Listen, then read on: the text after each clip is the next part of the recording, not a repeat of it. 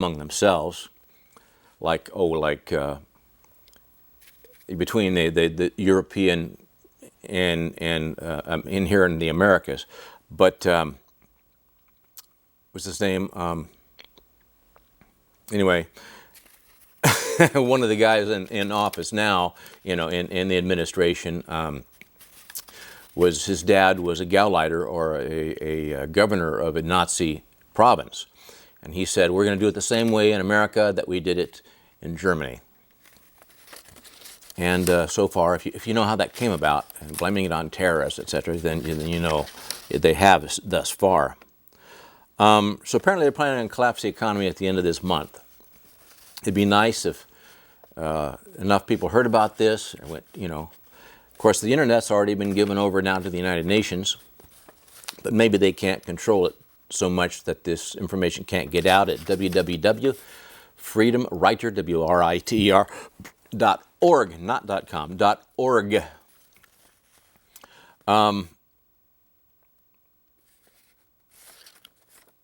See, a lot of these soldiers that are coming across the border, the Hispanics, are actually out-of-uniform soldiers.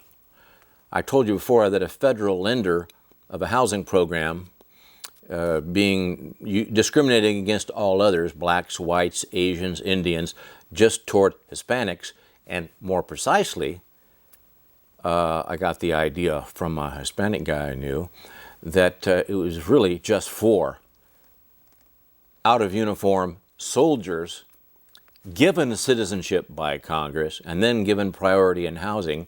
They were giving an extra $30,000 in sweat equity to then be used to buy gold, $10,000 worth, and guns, $20,000 worth, a piece, each one.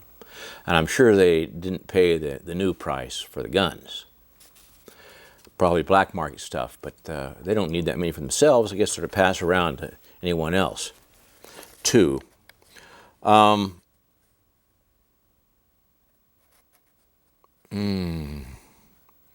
So, let's see.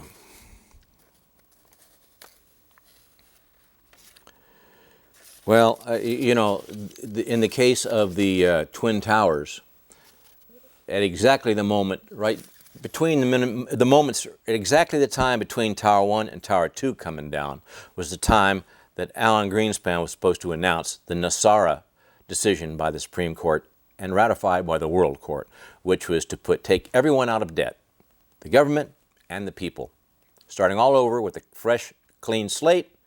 Would be enormously be a real major generator for the American economy too. Everybody be out of debt.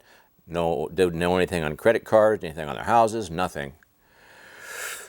And so that was an answer that if Rockefeller and Rothschild hadn't gotten Dick Cheney to tell the NORAD generals to take a hike and that he was going to sit there and make sure the jets hit the buildings. Even put some like 23 or 24 false signals programmed to show up on the radar screen to further confuse things. But, and apparently those flights were actually, they're only about a third full. Apparently they were full of people that had been trained at both private and U.S. military air bases to fly the tactical missiles, the airliners. But apparently, according to one source of special ops, he heard that they were gassed and they were asleep so that they couldn't divert the plane that was actually programmed to fly autopilot automatically into the towers. Well, there's a lot of variations on that story, but that doesn't sound too far out.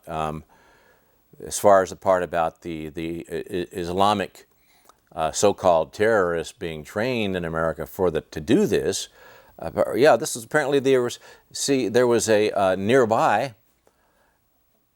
and just a few days prior there was training on what would be done if if jets were hijacked and flown into the Twin Towers. They were preparing. Same thing with the explosion at the subways in London. At the same time, they were training for what would happen if terrorists blew up some tube stations. It happened. And there was another thing, these terrorist events that false flag operations. They're done by governments to gain the desired result. 9 times out of 10, it's your own government, not a foreign one, that conquers you. Of course, they always want to give the credit to someone else if they can. Of course, like I say, they took the guns in New Orleans in advance, knowing it was going to happen. So I think they've got to take them in advance before this comet comes by, planet actually. Huge thing, making a very close pass. It should create a lot of earthquakes and whatnot if it's not interfered with first. But we don't have that kind of technology to the best of my ability. But some others that have good intentions for us could, if they were authorized and felt that they had the right to interfere. So, pray or whatever would be my suggestion. Oh, by the way, okay, I was telling you how my daughter said when she called me, someone else answered the phone and then hung up. Okay? It's a cell phone I carry. Nobody else answered it. It's just, it's like you say, if you try to get through to me, you can't do it. You might even think you've spoken to me, but you've spoken to someone else pretending to be me, apparently. But someone else that I'm pretty close with, actually, I called and they said, well, I didn't answer the phone because I thought you were a telemarketer. I said, what do you mean? Well, a different number came up. I said, what was the number? They said 999-999-9999. Great.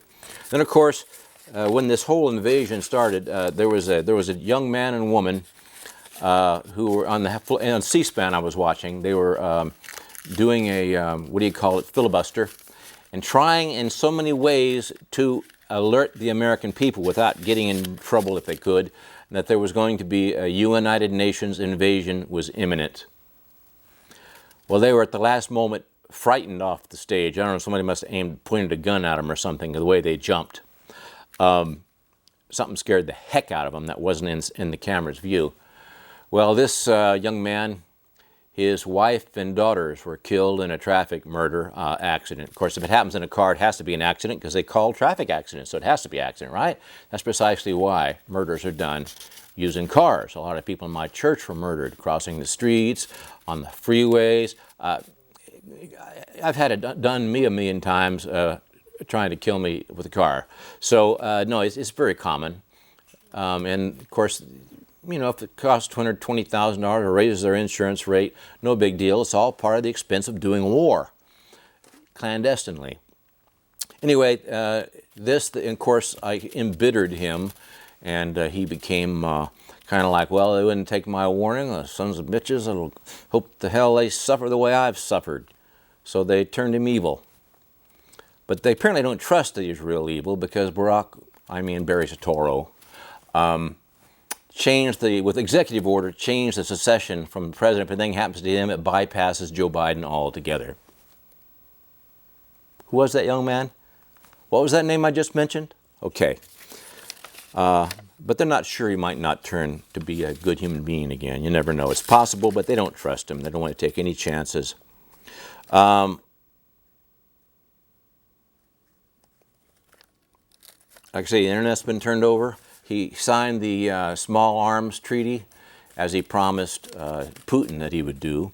China and Russia have both been leaning, pushing heavily, so you need to disarm the public. Well, obviously, because all their entire Chinese Navy is off the West Coast, plus some Korean and some Japanese ships. And before they really feel safe invading, they need to know that the American people, all they got to do is kill them in the death camps,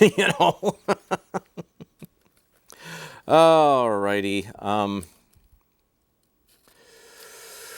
Oh, brother. So apparently this whole thing that people worried about being, Comet Nibiru is this ISIS, whatever it is, coming October, November. So I have a feeling it's going to be mitigated. It's got to scare the pee out of people. It ought to take up the whole sky, eclipsing the sun and the moon, and shining like a light bulb. So it's gonna scare the pee out of a lot of people, and we'll have a biggest view for about 6 weeks. And unless it's compromised, it could cause some tremendous earthquakes and volcanic eruptions. And so anyway, goodbye, good luck to the next time if there is one, but you better get some food together, and you better get it in your head not to have your gun taken away, because that'll just make it easier when they kill you, and they may even have fun doing it then. It's better to go quick. So be ready for that, folks. Goodbye, good luck, and God bless. Well, 9 and 7, 6, 5, 4, 3, lift off, lift off.